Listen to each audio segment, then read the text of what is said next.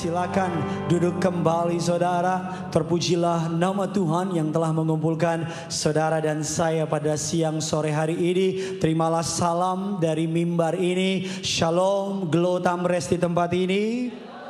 Bisa lebih kompak lagi, shalom. Apa kabar semuanya saudara? Tuhan Yesus itu baik, amin. Banyak berkat, banyak mukjizat, banyak uang saudara. Coba yang bangga punya Tuhan Yesus boleh dong lambaikan tangannya. Kalau saudara nggak keberatan boleh kasih salam kiri kanan saudara. Katakan kamu lebih awet muda hari ini. Bilang saudara, yuk kamu kelihatan lebih awet muda hari ini saudara. Puji Tuhan. Mari sama-sama keluarkan pulpen dan catatan saudara. Minggu lalu saya mengajar tentang the trap of comparison. Jebakan dari membanding-bandingkan. Dan hari ini kita akan belajar bagian yang kedua. Saya beri judul killing the comparison, atau membunuh roh perbanding-bandingan atau roh persaingan. Mari kita akan belajar kebenaran firman Tuhan. Kita buka Yakobus 3 14 sampai dengan ke-16. Yakobus 3 ayat 14 sampai dengan ke-16. Saya baca ayat 14, sudah baca ayat 15, 16 kita baca bersama-sama. Yang sudah di sana sama-sama dengan saya katakan, saya pasti diberkati. Jika kamu menaruh perasaan iri hati dan kamu mementingkan diri sendiri, janganlah kamu memegahkan diri dan janganlah berdusta melawan kebenaran. 15 silakan.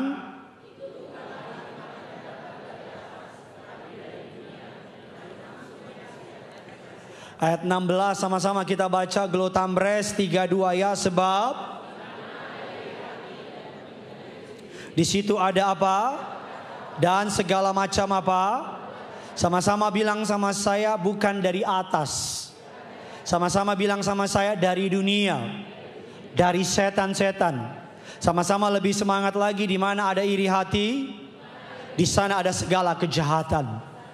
Saudara, apa sih iri hati itu? Mari kita melihat Alkitab saudara. Akar dari membanding-bandingkan adalah iri hati. Orang itu yang suka membanding-bandingkan, akarnya adalah apa Bapak Ibu? Iri hati. Alkitab mencatat iri hati adalah dosa yang serius. Masuk dalam urutan ke-8 dari kejahatan-kejahatan keinginan daging yang ditulis oleh Rasul Paulus dalam Galatia 5 19 ke 21. Iri hati bukan hanya dosa yang serius, tapi juga bersifat universal. Artinya dosa iri hati bisa menghinggapi siapa saja, kapan saja, dan di mana saja. Saya ulang lagi, dosa iri hati bisa menghinggapi siapa saja, kapan saja, di mana saja. Saya ulang sekali lagi, dosa iri hati bisa menghinggapi siapa saja, kapan saja, dan sama-sama bilang sama saya, siapa saja, kapan saja, dan di mana saja. Dosa iri hati adalah dosa yang universal. Karena dosa ini dapat menghinggapi siapa saja. Pria atau wanita, di setiap kelompok usia, di setiap strata ekonomi, bahkan di setiap kelompok etnis. Tidak ada yang kebal sama dosa ini. That's why Alkitab bilang, jagalah hatimu dengan segala. Karena dari situlah apa? Menurut Kamus Besar Bahasa Indonesia, apa yang dimaksud dengan iri hati? Iri hati adalah merasa kurang senang melihat kelebihan orang lain. Kecemburuan melihat kelebihan orang lain. Bahasa gampangnya begini, saudara, tetangga yang beri kulkas, kita yang kedinginan. Tetangga yang beri kompor, kita yang kepanasan. Tetangga yang beri mobil, kita yang sibuk ngitungin gaji suaminya. Bahasa Inggris kata iri hati adalah jealous. Jealous artinya iri hati atau cemburu. Bahasa Yunaninya kata iri hati merupakan terjemahan dari zelos. Dari zelos muncul kata jealous. Zealous, jealous. Makanya perempuan yang jutek itu disebut bukan Judas. Nggak ada hubungannya sama jealous. Jealous atau zealous berarti benci, marah, cemburu akan keberhasilan orang lain. Itu arti dari kata zelos. Kita nggak suka lihat orang lain maju. Kita marah lihat orang punya pencapaian. Kita kehilangan sukacita lihat tetangga kita diberkati Tuhan. Makanya seorang hamba Tuhan namanya Harold Coffin mengatakan demikian. Envy, cemburu, iri hati is the art of counting your neighbor blessing instead of your own. Iri hati adalah sebuah sikap menghitung berkat orang lain ketimbang berkat kita sendiri. Makanya lagu sekolah minggu bilang dengan sangat tepat, berkat orang mari hitunglah, kau kan gila dibuatnya. Berkat orang mari hitunglah. Lagunya yang benar apa Bapak Ibu? Berkat Tuhan. Lebih keras lagi dong.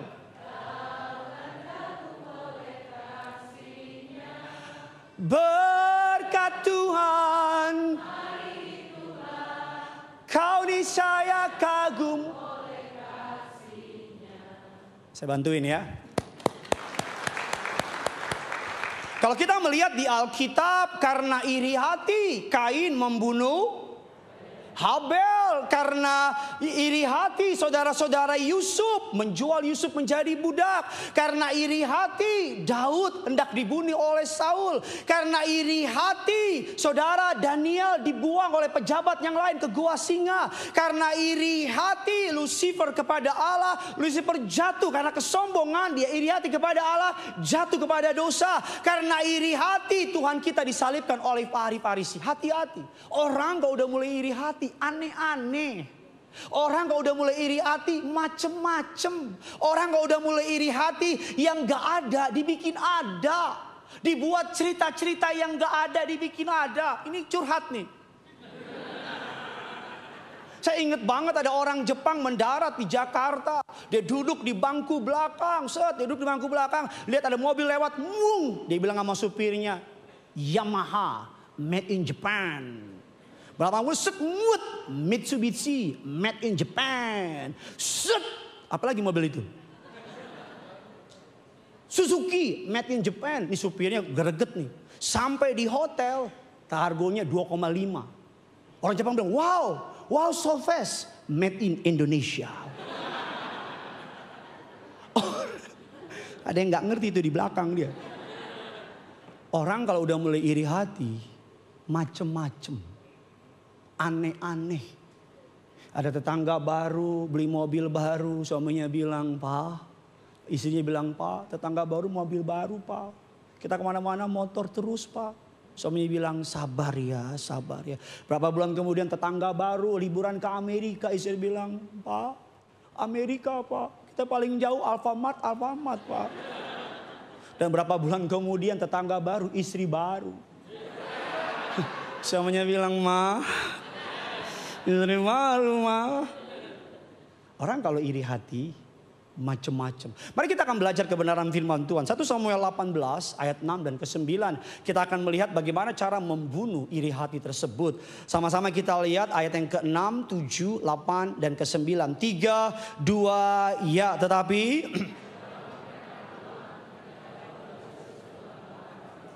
keluarlah apa?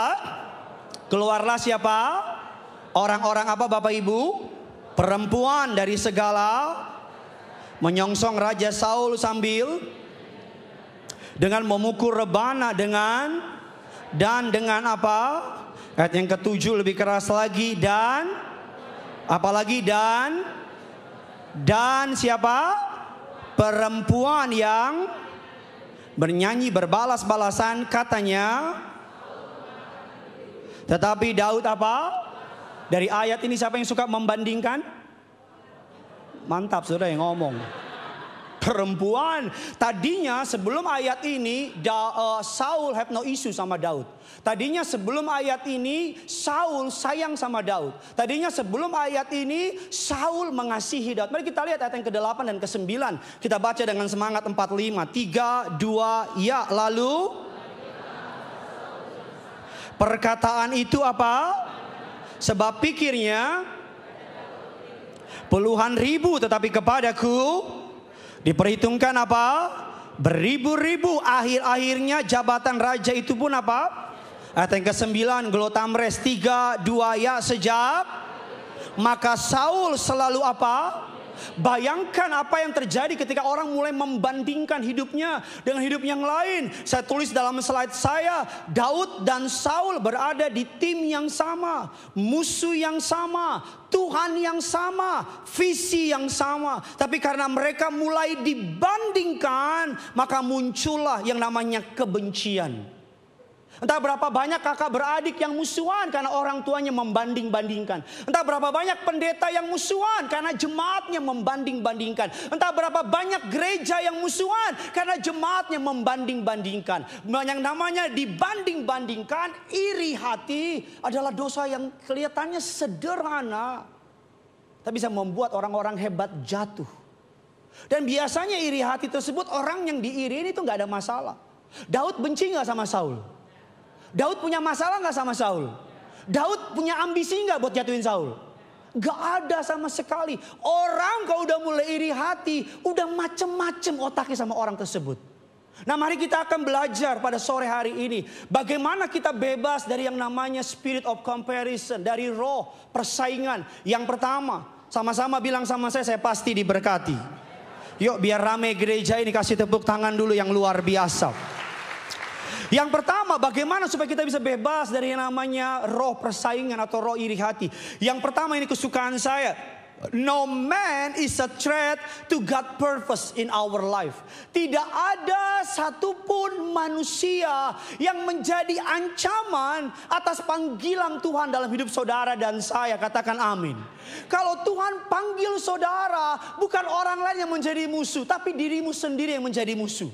Kalau Tuhan mau pakai saudara, isunya bukan orang lain, tapi diri kita sendiri. Tidak ada yang dapat mencuri panggilan Tuhan dalam hidup saudara dan saya, kecuali kita yang menyerah atas panggilan Tuhan. Amin. Kalau Tuhan panggil saya, gak ada yang bisa batalin panggilan Tuhan sama saya, kecuali saya sendiri. Kalau Tuhan panggil saudara, gak ada yang bisa stop panggilan Tuhan dalam hidup saudara, kecuali saudara sendiri. Kalau Tuhan mau pakai saudara, tidak ada satupun yang bisa stop pemakaian Tuhan dalam hidup saudara. Amin saudara. Makanya kalau kita melihat dalam Alkitab, saudara bisa baca di rumah, Saul melihat Daud sebagai ancaman. Betul apa tidak?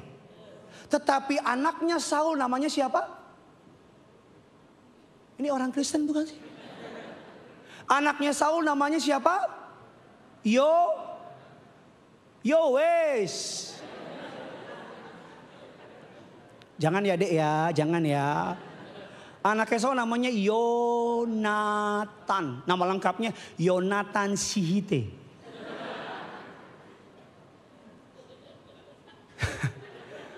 Ketawa bebas aja bu. Saul melihat Daud sebagai threat, ancaman. Tapi anaknya Yonatan melihat Daud sebagai brother. Kok bisa? Padahal harusnya yang paling insecure terhadap Daud bukan Saul, tapi Yonatan. Kenapa? Karena Yonatan adalah putra mahkota. Betul apa tidak? Karena Yonatan yang akan menjadi penerus dari kerajaan Israel yang papanya pimpin. Tapi papanya melihat Daud sebagai ancaman, anaknya melihat Daud sebagai brother. Lagi-lagi isunya hati. Isunya apa Bapak Ibu? Hati. Sudah pikir memang orang kaya gak bisa iri hati? Banyak ada orang kaya iri hati sama yang lebih kaya. Sudah pikir orang miskin gak bisa iri hati? Apalagi orang miskin. Kalau kita melihat di dalam Alkitab, kalau kita melihat saudara, Saul tadinya cinta sama Daud. Saul tadinya sayang sama Daud. Saul tadinya have no issue sama Daud at all. Saul mengasihi Daud. Kita buka ayatnya besok bisa lebih mengerti. 1 Samuel 16 ayat 21 dan ke-22. Yuk sama-sama kita baca Glotamres 3, 2, ya demikianlah. Dan menjadi apa? Saul sangat mengasihinya dan ia menjadi apa? Ayat yang ke-22 lebih keras lagi. Sebab itu mengatakan biarlah Daud tetap menjadi Sebab aku apa? Kenapa orang dari sangat cinta bisa tiba-tiba jadi benci? Sesederhana ini.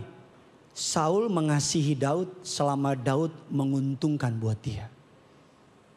Ketika Daud bukan lagi menguntungkan tapi mulai menjadi ancaman, Saul membenci Daud. Pak, Bu, anak muda akan datang dalam persahabatanmu ketika sama-sama temenan baik-baik aja. Tapi tidak salah satu teman kita naik tinggi melebihi dari kita.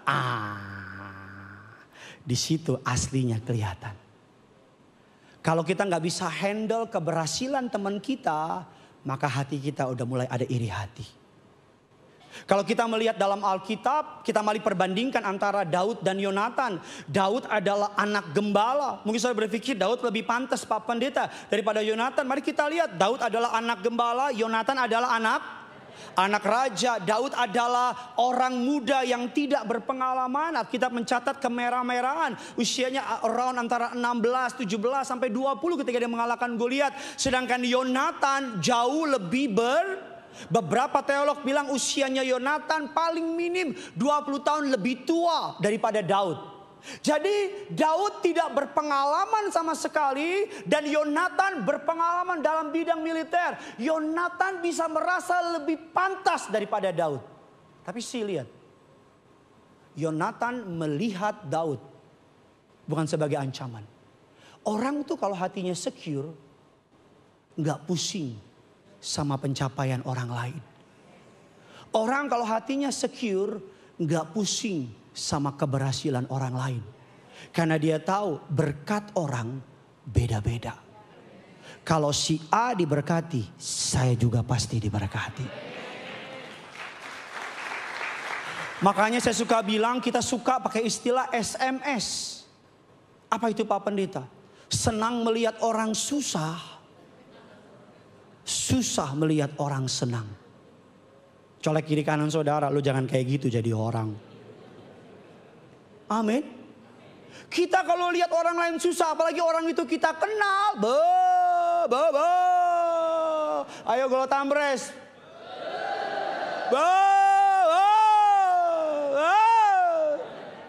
Kita langsung bilang, gue kenal tuh kecilnya. Gue tuh kecil, gue yang cebokin. Kita kalau lihat orang sukses, makanya saya mau bilang sama saudara, Anda tidak perlu bersaing dengan siapapun. Satu-satunya persaingan dalam hidup ini adalah diri sendiri. Saya nggak perlu jadi pendeta terhebat di dunia. Saya hanya perlu menjadi pendeta terbaik yang Tuhan panggil untuk saya lakukan. Amin. Saya nggak perlu pusing pendeta lain buat apa. Panggilannya, panggilan dia. Panggilan saya. Dia dipanggil berbeda, saya dipanggil berbeda. Nggak perlu saingan, nggak perlu musuhan. Kita bisa bergandengan tangan untuk hormat kemuliaan bagi nama Tuhan. Bisa lebih dahsyat dari ini dong tepuk tangannya. Amin. Kita kan sekarang repot. Lihat tetangga, rumah baru, mobil baru. Kita langsung bilang pasti tuh.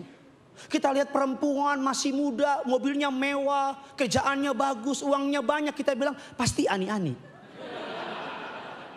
Pasti tuh perempuan gak bener. Karena memang hati kita bobrok Pak. Hati kita bobrok Bu. Makanya saya tulis dalam slide saya, bagaimana cara tercepat untuk membunuh iri hati. Comparison spirit. Yang pertama adalah celebrate the victory of others.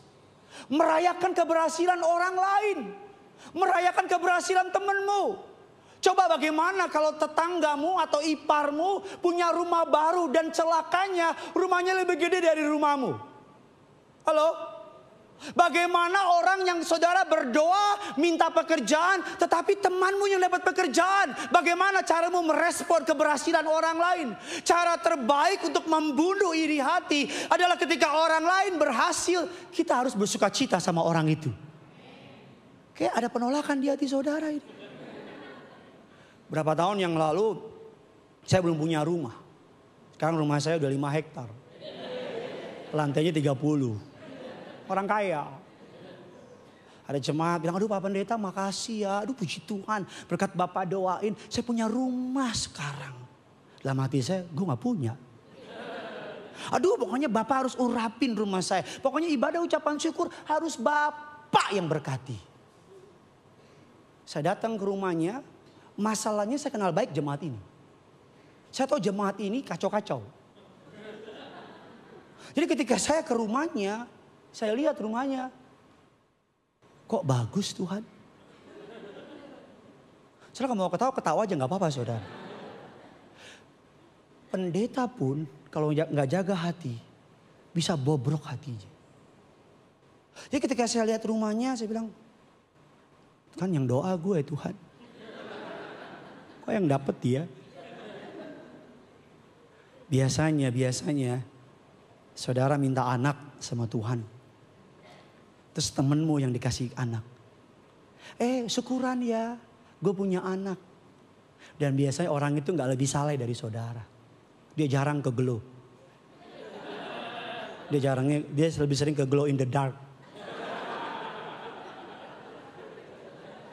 Terus kau datang nih. Terus kau lihat dia. Gue udah 10 tahun nikah gak hamil-hamil. Ini belum nikah udah hamil.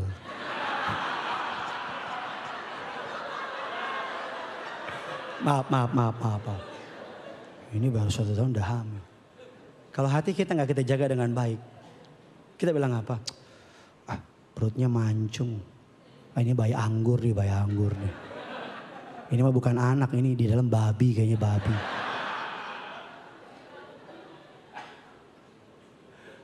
Pertemanan, persahabatan kita teruji ketika teman baik kita dipromosiin Tuhan.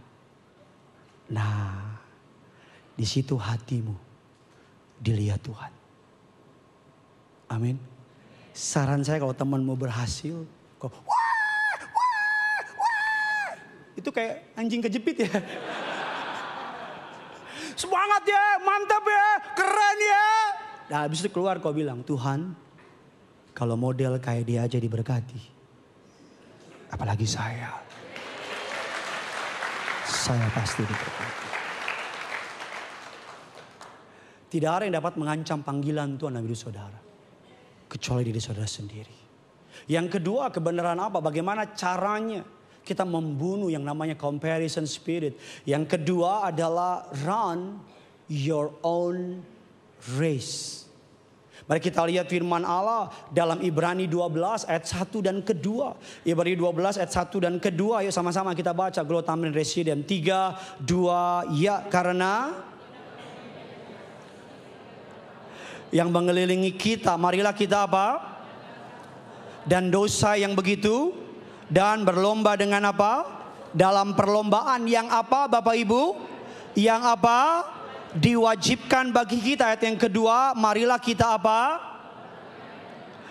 Tertuju kepada Yesus yang memimpin kita dalam dan yang membawa iman itu kepada yang dengan mengabaikan, tekun memikul, ganti sukacita yang sekarang duduk di sebelah kanan tata.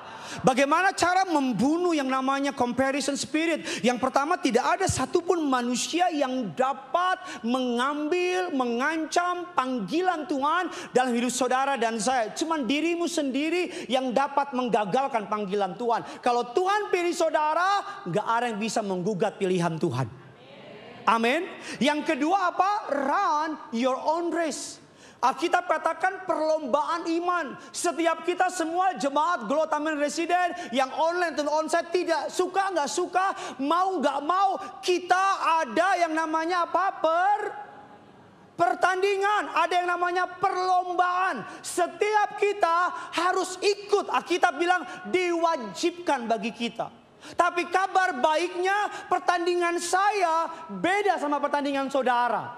Karena panggilan saya beda sama panggilan saudara. Saya diciptakan dengan tujuan tertentu. Saudara diciptakan dengan tujuan tertentu. Tidak ada orang di tempat ini yang dipanggil Tuhan gak punya tujuan. Apa maksud saya? Jangan iri sama panggilan orang. Jangan pusing sama panggilan orang. Jangan iri sama urapan orang. Kalau Tuhan pakai orang itu, kamu juga punya pemakaian khusus oleh Tuhan. Amin. Bisa kebayang gak kalau HP saya iri sama iPad? HP ini punya panggilan sendiri, Pak. Yang iPad gak bisa penuhi. Orang yang iri hati sama panggilan orang adalah orang yang BODOH. Bodoh. Bisa kebayang gak kalau HP ini iri sama tumbler ini? Ada yang gak bisa dipenuhi oleh HP, yaitu ngeluarin air. Ada yang gak bisa dipenuhi oleh tumbler. Kan saya gak mungkin, halo? Bisa ngerti gak maksud saya? Saya tuh paling iri sama orang yang jago nyanyi. Yang kalau nyanyi shalom aja orang udah rebah. Masalahnya saya gak bisa nyanyi. Saya pelayanan udah lama, 24 tahun. Semua pelayanan udah saya lakuin, cuman satu yang gak bisa. Pemusik. Karena kalau WL tanya main di mana, lo di sana gue di sini. Saya di rumah ada piano. Masalahnya istri saya paling suka cowok yang main musik. Jadi saya pernah suatu hari saya lihat dari YouTube, saya coba belajar piano. Saya taruh, saya mulai main. Saudara mau tahu apa kata istri saya? Beresek!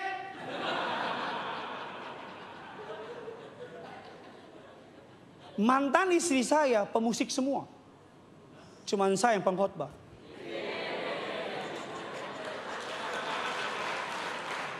Kok tepuk tanganmu kayak gak rela itu? Kalau kita lihat orang lain kok dia bisa nyanyi sih? Kenapa kamu diciptakan gak bisa nyanyi? Karena panggilan, mungkin kita kalau nyanyi nafas aja fales. Karena purpose dia beda sama saya. Saya bukan bapak-bapak rumah tangga yang kalau rumah bocor, saya naik ke atas, udah aman. Karena di rumah saya kalau bocor, saya ambil ember, saya taruh. Saya bukan bapak-bapak model begitu. Karena saya tahu itu bukan panggilan saya.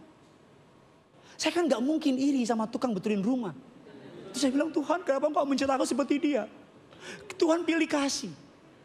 Bisa bayang gak kalau ikan iri sama burung?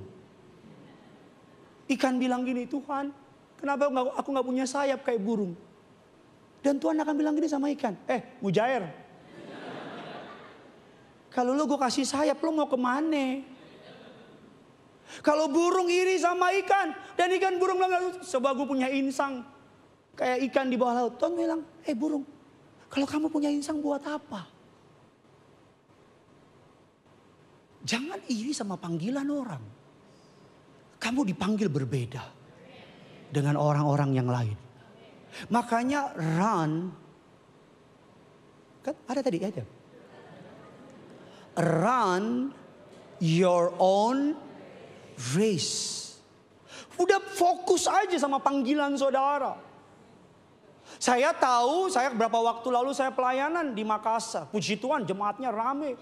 Dan gembalanya bilang, Pak Pendeta boleh minta altar call nggak? Ya udah kami maju, kami altar call. Saya doain orang altar call. Saya bukan nggak bisa jatuhin orang kalau lagi doa, bisa. Bener bisa. Oleh anugerah Allah, saya bisa tumpang tangan orang jatuh. Tapi itu bukan karunia saya spesifik, beda. Jadi ketika saya doain, gembalanya datang. Gembala cuma begini, jatuh semua. Saya udah pegang kerimbat itu rambut. Saya bilang gimana, udah kenceng belum nih? Itu jemaat gini-gini aja. Saya udah bilang kalau mau jatuh jangan ditahan, jatuh aja. Di samping cuma begini, jatuh. Saya iri gak sama dia? Iya. Enggak. Saya tahu panggilan saya pengkhotbah. Makanya dia undang saya. Dia gak bisa khotbah kayak saya. Ini bukan sombong ya, bukan ya. Makanya disebut tubuh. Bos, tubuh apa bos? Tubuh Kristus. saling melengkapi. Ada pendeta yang karunianya nyanyi, ngapain saya iri? Dia khotbah 30 menit, 25 nyanyi, 5 menit khotbah. Gak apa-apa, ya gak apa-apa. Itu panggilannya sama Tuhan. Dia dipakai untuk melengkapi Tuhan. Dari sisi yang lain, ada pendeta yang khotbah, mohon maaf, kayak sidang skripsi, serius banget. Tapi ada jemaatnya enggak? Ada, itu panggilannya. Kalau saudara nggak suka model gaya khotbah saya, bukan salah kita. Kamu salah pendeta. Nggak bisa ngerti nggak maksud saya? Saya bisa nangkep maksud saya. Bahwa run your own race. Kita diciptakan berbeda masing-masing. Cara kita berbeda. HP ini diciptakan dengan tujuan spesifik tertentu yang botol aqua ini nggak bisa penuhi. Dan akan menjadi aneh kalau ini iri sama ini. Dan menjadi aneh kalau bisa bayangin gak kalau Petrus iri sama Paulus. Bisa bayangin gak kalau Paulus iri sama Neptunus. Bisa bayangin gak kalau para murid Yesus saling iri hati dengan panggilan masing-masing. Makanya sebagai hamba Tuhan tolong pendeta jangan diadu. Jangan kau bilang sama pendeta, aduh kalau pendeta ini gak ngantuk. Kalau bapak ngantuk kan kurang ajar. Oh kalau pendeta ini rame, kalau bapak mah sepi. Itu kan bikin kita tadinya gak punya masalah sama pendeta itu. Tapi karena moncongmu. Tadi Alkitab bilang apa? Saul gak punya masalah sama Daud. Siapa yang bikin ribut tadi? Siapa? Lebih keras.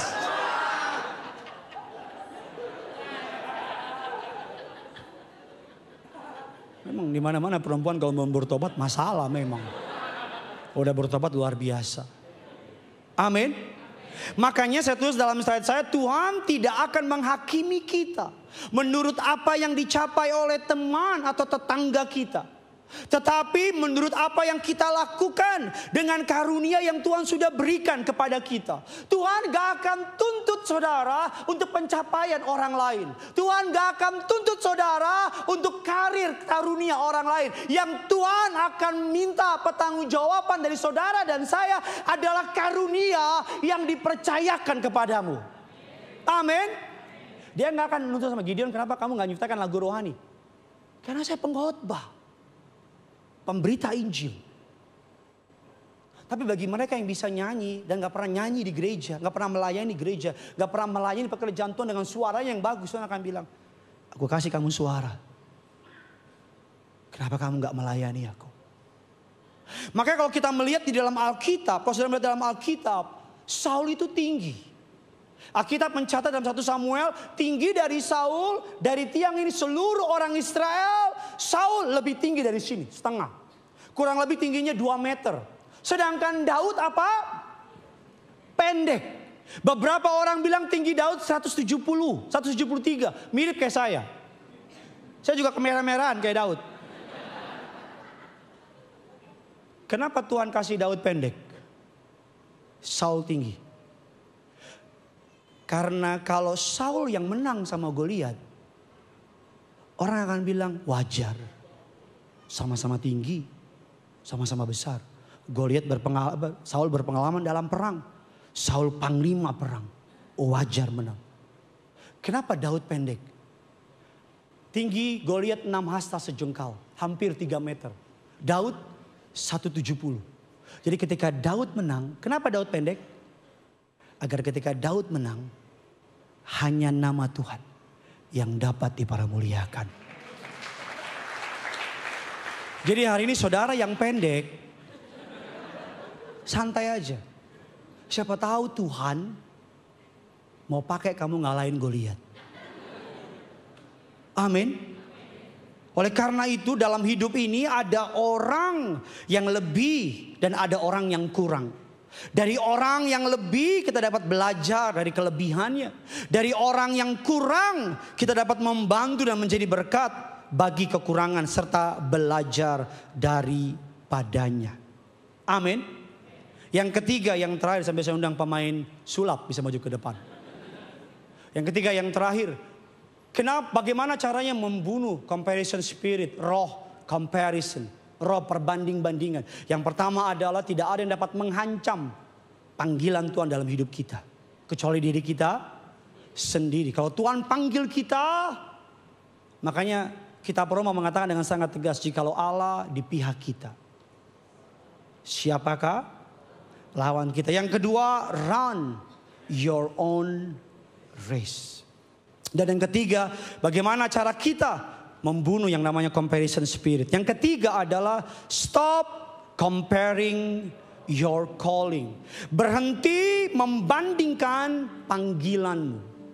Setiap kita dipanggil dengan panggilan yang unik. Firman Allah mengatakan dalam Efesus 2 ayatnya yang ke-10. Yuk sama-sama kita baca. 3, 2, ya. Karena kita ini diciptakan untuk melakukan, Ia mau supaya kita apa? Terjemahan Inggrisnya bilang karena kita ini masterpiece. Masterpiece itu artinya specially made. Diciptakan khusus. Ini jas. Ini jas Pak Bu. Ini jahit. Ini jas specially made buat Gideon. Nggak ada yang bisa pakai jas ini kecuali Gideon. Ada sih beberapa orang yang badan mirip sama saya, tapi pasti beda. Alkitab bilang jas atau jubah gambaran dari urapan. Gambaran dari pemilihan Allah. Saya undang teman saya Randy untuk bisa bantu saya. Bisa kebayang gak? Kalau panggilan saya,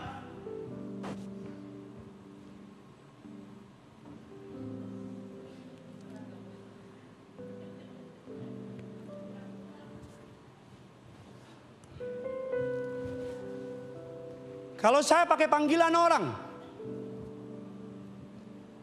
kalau saya imitasi panggilan orang, walaupun masih cocok juga. Nah, lihat tuh.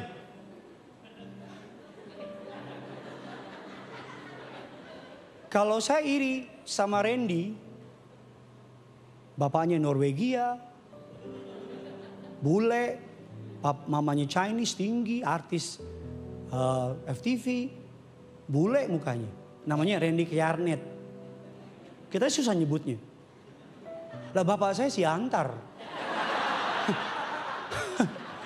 Mama Jogja, wong Jowo. Tinggi gini bagus. Tapi dia boleh jago acting. Kalau khotbah boleh diadu.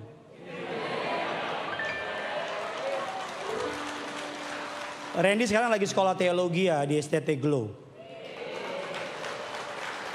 Kita doakan agar dia jadi hamba Tuhan yang luar biasa. Kalau saya pakai jas orang, ini panggilan orang Pak. Ini callingnya orang, ngapain saya? Ngapain? Tapi lihat Randy. Walaupun sedikit oke lah. Tapi kan saya tanya sempit gak? Sempit. Sempit. Saya harus secure. Pura-pura baik dia nih. Sebentar.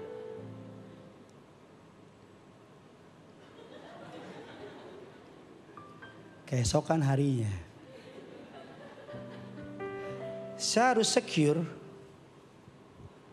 sama panggilan saya.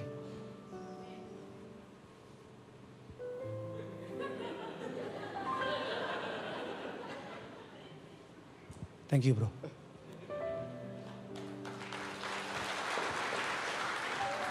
Panggilan saya. Saya nggak ngomong ini, saya nggak tahu ada Om Gilbert apa enggak. Terus saya mau ngomong sama saudara. Berapa waktu saya ketemu sama Om Gilbert, saya tanya gini. Om izin Om, saya mau buka cabang baru. Saudara mau tahu apa jawabannya? Sikat, ajar, buat, bikin. Oh, Om nggak ada takut-takutnya. Orang mau bikin gereja apapun, kalau takut jemaat pindah. Memang dari dulu jemaatnya udah mau pindah itu. Terus dia bilang gini, yang saya pulang ngobrol sama istri, dia bilang gini sama saya. Om itu udah seluruh stadion di Indonesia Om datengin. Om itu ibarat udah legend lah. Om bukan lagi di lapangan nyetak gol. Sekarang giliran Gideon sama teman-teman yang nyetak gol. Kami di bangku penonton semangatin. Gak ada insecure di situ. Saya bilang pulang sama istri, saya bilang, itu baru pendeta. Kan sekarang kita beda. Lihat anak muda muncul dikit. Mati kau ya, ya. Setan kau ya, mati kau.